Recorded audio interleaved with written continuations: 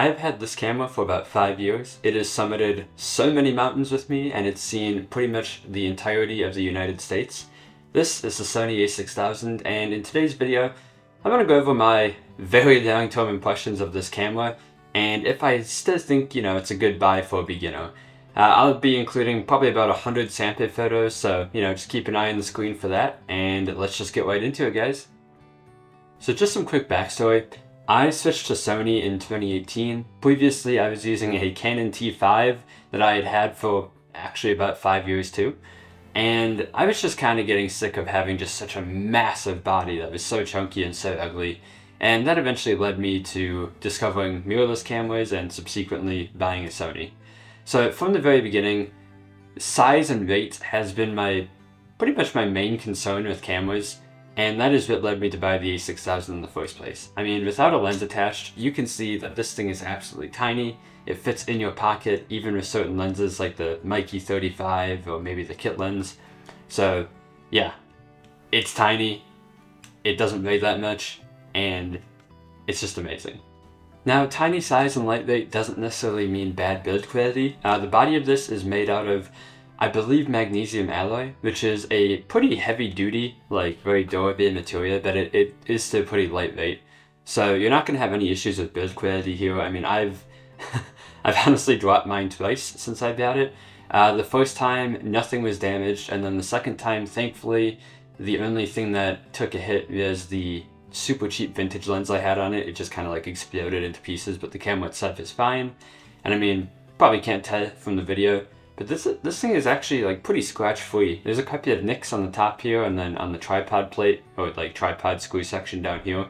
But besides that, it is amazing how this has held up over the last 5 years, especially considering, I used to use it pretty much every day. I've since upgraded to the a7 III, obviously. Now, I should note that even though this camera does not have official weather sealing, like Sony says, it's not dust and moisture resistant or anything like that, I have been irresponsible and I've taken it out into a lot of nasty conditions, whether that be some rainstorms out west, or just some nasty snowstorms here in southeast Wisconsin. And I haven't had any issues with longevity. I can tell you that if it gets snow or rain on the hot shoe, the camera starts to display a message saying it's some sort of communication error and it stops you from shooting for a few seconds. But besides that, I have not had any sort of damage from inclement weather conditions, so that's awesome. That I should say, I'm not encouraging you to take your, non-weather sealed camera out into a snowstorm, but I've done it and it was fine for me, but I don't suggest doing it. So yeah, I mean, needless to say, this camera definitely feels like it was built to last. I mean, it's an absolute monster. It feels heavy duty in the hand despite being compact. I mean, I just mentioned how it's survived a couple of drops and snowstorms and that sort of thing. So yeah, I mean, I have no doubt that this camera, I mean, it's probably going to last me another decade. I wouldn't even be surprised. I mean, I've pretty much replaced it, like I said, with the a7 III, but I still do go out and shoot with it sometimes, and it feels exactly the same as when I first bought it. Now, what about comfort and, day-to-day usability? So a big complaint that many people have had with Sony's APS-C lineup is that the grip is too tiny, and to be honest, I mean, I have pretty medium-sized hands, I think, at least. Maybe they're huge, I have no idea. Tell me in the comments, do I have big hands? In any case, it's not super comfortable, it's not like using my a7 III, but it kind of does the job, and the fact that the camera is so lightweight and tiny kind of offsets the fact that the grip is kind of, thin and crappy. So I don't really have many complaints with the grip like some people have. And to be honest, you can also just get a camera cage or a grip extension if that's a big issue for you. I do actually have a small rig camera cage, and the grip goes out to here. It's actually kind of uncomfortable, to be honest. As with that being said, I do think another thing that determines the comfort of using a camera, so to speak, is the lens, obviously, and the strap that you have. I have no strap on this right now just because it usually just sits in storage nowadays. But in any case, I usually use a wrist strap. I used to use a neck strap for 3.5 years, and I kind of hated it. I never actually put it around my neck because I thought it looked stupid and it makes you look like a tourist. But eventually I bought a wrist strap, and that changed the game for me. This thing could literally be stuffed into my pocket without a giant neck strap catching on everything. And then On the side of the lens, right now I'm using the Sigma 30mm. This is the lens that I bought when I first bought this camera in 2018. I do actually have a pretty good review on it. You can click the link, I think somewhere up on the top here if you want to watch that, if you're looking for a nice lens. But in any case, if you put a tiny lens on this thing, it just becomes even better than it already is. Like, I've put some massive like telephoto zooms on here and it just feels like kind of uncomfortable and unbalanced, but the Sigma 30 feels like it was like made specifically for this camera. I've also used the kit lens, which as you know is absolutely tiny, and a couple of like manual focus vintage lenses and that sort of thing. And then finally, let's talk about button layout, because I think that does kind of relate to like comfort and usability.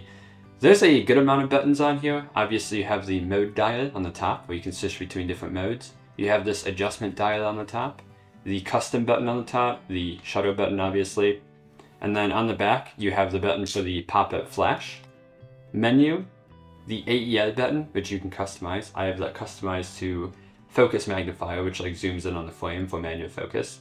And then FN, playback, custom to, and you know, display, ISO, that sort of thing. So the camera has actually quite a few buttons that you can customize, which is amazing. And I've never really felt that I don't have enough buttons to like achieve what I need to do. In fact, when I bought my Sony a7 III, it has way more custom buttons, and some of them I just left them empty because I honestly don't even know what to put on them. Now, as far as the focusing system goes, when this camera came out in 2014, the autofocus on it was pretty much the best in the entire industry, at least for the price point. Sony bragged saying that there is a 0.05 second autofocus speed, and to be honest, I've never gotten a stopwatch encountered, but it's always felt super fast to me. Now, after upgrading to the a7 III and, you know, testing a lot of new camera bodies, you know, for this channel and my website, it definitely does feel a little bit dated, but even when I go back and use it, I typically never feel as if like, oh my god, if only I had faster autofocus. Like, the autofocus is it's still insane on this thing. I do believe in terms of accuracy, it has, I gotta say, 179 autofocus points, which again isn't as much as a new body, but it's still more than adequate for 90% of situations. As far as like autofocus features goes, the camera does have EyeAF and AF-C, like subject tracking, automatic, you know, focusing, whatever you want to call it.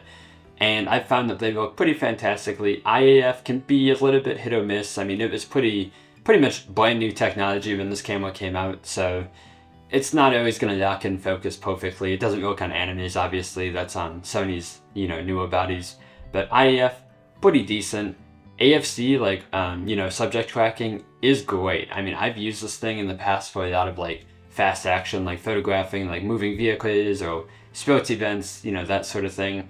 And I've had very few occasions where the camera actually loses focus on whatever it's tracking. So that's pretty awesome. And then speaking of fast action, the camera can shoot, I believe, 11 frames per second in JPEG and RAW. I don't know what the buffer size is, but it's pretty big. So yeah, it's kind of a beast. And then for those of you who prefer manually focusing, I went through a super long manual focus phase. And actually, speaking of which, if you want to learn how to use manual focus on the A6K, I do have a video up here somewhere for that. But in any case, manual focus feels amazing. I mean, it has the typical suite of Sony features such as focus peaking, where things pretty much like highlight when they're in focus, and then the focus magnifier, where you can tap a custom button twice to like zoom in 10 times to make sure your focus is like perfect. So yeah, manual focus is awesome. I originally got into vintage lenses in, I think, 2019. I met a guy at a like photo meetup, and he was like, hey, try this vintage Canon FD lens. And I was like, dude, I've never used manual focus in my life. And it turns out with the A6K, it makes it super easy. And since then, I use a ton of manual focus lenses. They're some of my favorites. So now let's cover a couple of the A6000's, you know, more negative points. And that would be the viewfinder and the screen on the back here. So the screen on the back, it does the job, but it's not amazing. Like, the resolution is pretty low, and typically when you preview a picture on the screen itself, you might think to yourself like, oh damn, I kind of missed this shot because the resolution is just so bad. And then when you get home and put it on your computer, it's like, oh, that looks nice actually. So yeah, the screen isn't great, especially compared to some competitors. It does flip out 90 degrees up and 35 degrees down, but sadly it doesn't go any higher than that, and it doesn't flip out, of course. which is a shame, but it's no surprise given the age. And then the EVF itself, the electronic viewfinder, it's not too bad. I mean, it does the job, and in bright conditions, like when you're shooting during midday and whatnot, you can look into the viewfinder and not be blinded by the sun or anything like that, so that's nice.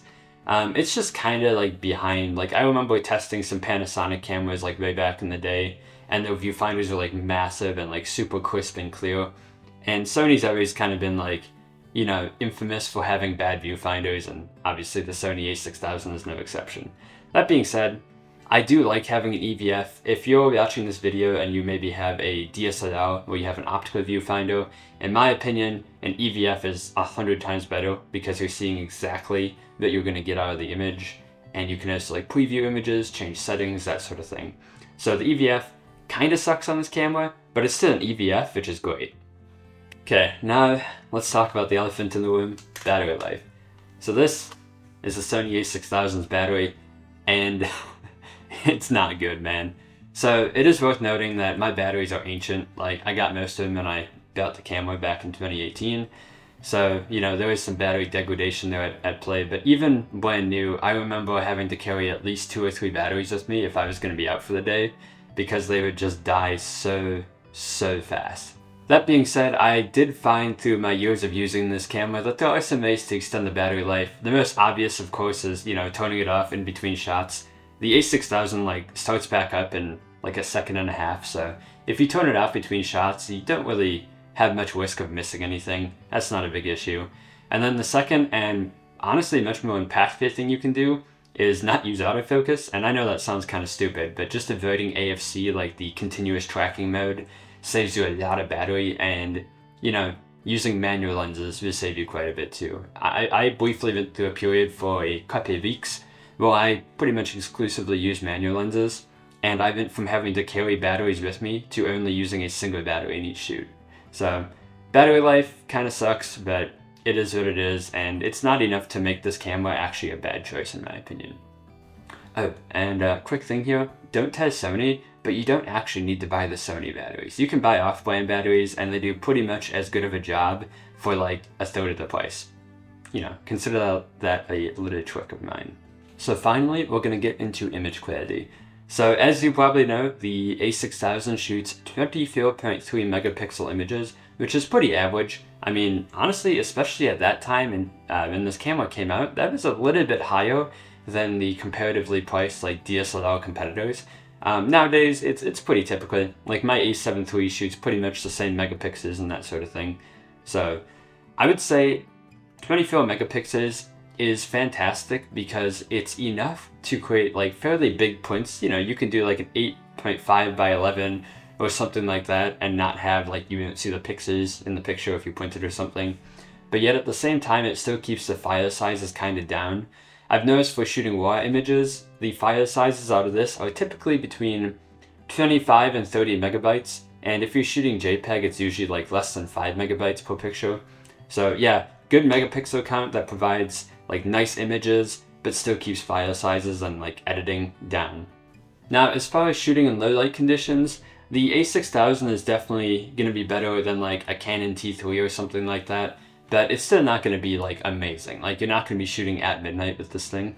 I found typically in my experience, I can shoot up to 1600 ISO before I start to notice any noise like popping up in the image. And I would even push my ISO past 3200 if I really wanted to get a shot, and then just spend a little bit of time in post-processing with noise reduction, and it usually turned out pretty good. Now, of course, that being said, like ISO performance depends on the medium that you're going to be showing your photos in. If you are showing your photos on Instagram, high ISO doesn't matter as much because like it's not quite as noticeable on a tiny phone screen. However, if you're going to be printing your images and like hanging them up in like poster board and whatnot, then you're going to be able to shoot like with a lower ISO to get cleaner images. And then as far as dynamic range goes, dynamic range, if you don't know, is pretty much the difference between the highlights or the bright parts of an image and the shadows or dark parts of an image. Dynamic range on this camera is pretty good. I found that I could typically shoot at sunset and get like pretty evenly lit results between the sky and like the foreground. That being said, I have extensively used the continuous bracket drive mode, and what that does is it pretty much shoots a series of 3 different images, like at the same time or close to the same time. Typically you need a tripod to do it, or at least a very steady hand. And then stitch those together in Photoshop with Lightroom and to create a sort of like fake HDR type effect. So yeah, from a pure photography standpoint, this camera is amazing. I mean, even with it being close to a decade old at this point, it's still super competitive and it knocks its previous competitors, you know, away. And it's going to be way better than your phone or even some like mid-tier DSLRs. But unfortunately, if you're looking to shoot video, this camera, it's not amazing. So it does shoot 1080p, and you know, nowadays we have 4K resolution on everything, so 1080p might sound kind of weak, but to be honest, 1080p does the job, and it looks pretty good, especially if you're shooting like, you know, in good lighting, like daylight or in like a studio situation or something like that. Definitely don't really have any complaints by the pure video quality itself, unless you start to get into low light situations. 1600 ISO in video mode on this thing makes everything just look disgusting and like squishy and muddy. Not a big fan of that. But in any case, video in good light looks decent. But unfortunately, it's the other features, or I guess I should say lack of features, that make video on this camera kind of suck. So the first thing is there is no in-body image stabilization. So you have to use a stabilized lens if you want to do handheld shots, or you gotta, you know, carry around a huge gimbal or like a tripod or something like that. That is definitely annoying. For myself, I have gotten around this limitation by using the kit lens, which actually does have stabilization, believe it or not. The second flaw is the fact that there's no flip-up screen, so if you're recording yourself, for example, you can't see yourself, similar to my A7 III right now that I'm shooting on, but that's, you know, a story for a different video. But yeah, you can't see yourself, you can't flip it out like newer cameras can, so that's kind of annoying. And then finally, and I think the biggest issue with video on this camera, is it doesn't have a mic jack. I don't know why Sony didn't include a mic jack with it. I don't know enough about like camera development, but I feel like it would not have been like a super difficult or expensive feature for them to add. But the only way you can get better audio on this thing is by either recording audio externally, like putting it on your phone or a Zoom recording device, something like that, or buying a very specific set of microphones that fit into the hot shoe here. And I think there's like 6 or 7 different mics, and they're either bad or super expensive. So yeah, honestly, when I was a beginner, that majorly limited me. I did use the kit lens for stabilization, but having no, you know, mic jack was kind of a pain. And I actually, most of the early videos on this channel and on my personal channel, I actually did record. Like I mounted a microphone on the top, and then I just had my phone in my hand and plugged it into the microphone and recorded the audio on my phone and stitched it in post-processing, which is fine. You know, plenty of professionals actually do that. They record audio separately and combine it. But for me, it just, to be honest, it felt like too much of a pain. And that is, you know, I eventually bought a camera with a mic jack, so I can just have the audio directly in camera, and it just takes yet another step out of editing. So yeah, I mean, the lack of video features definitely sucks. It is fine if you're just shooting like B-roll or like cinematic footage where you don't need audio or like good stabilization, like that's fine. But if you're looking to get into like vlogging or like any sort of serious content creation, then honestly, this camera probably isn't the move. So do I think you should still buy the a6000 nowadays? Yes and no. I would say if you're a photographer, you just want to take pictures and you do not care about video, then yeah, the A6K is still a very good choice. And I would suggest picking it up from eBay, because you cannot find this thing new anymore unless you're, you know, okay with paying like $700, which you shouldn't do. But yeah, buy it from eBay. You'll get a pretty good deal on that. That being said, if you're looking for a newer camera that's just like a lot more modernized and can do video and that sort of thing, I would highly recommend the ZV-E10, as a matter of fact. I'll leave a link to that in the description if you want to check out like the Amazon listing page. It's an affiliate link, of course, so I get a commission if you buy it. Thanks in advance. But in any case, I'll be getting my hands on the ZV-E10 pretty soon to do a very nice like hands-on review and to probably replace my A7 III as my primary like video camera. So keep an eye out for that, and I'll actually link it up somewhere up here when I do release that video so you can see it. But yeah guys, check out the link in the description, and that pretty much sums up this video. If you liked it, feel free to smash the like button or, something like that, or even just subscribe. And yeah, that's it guys. Thank you so much for watching, and have a great day.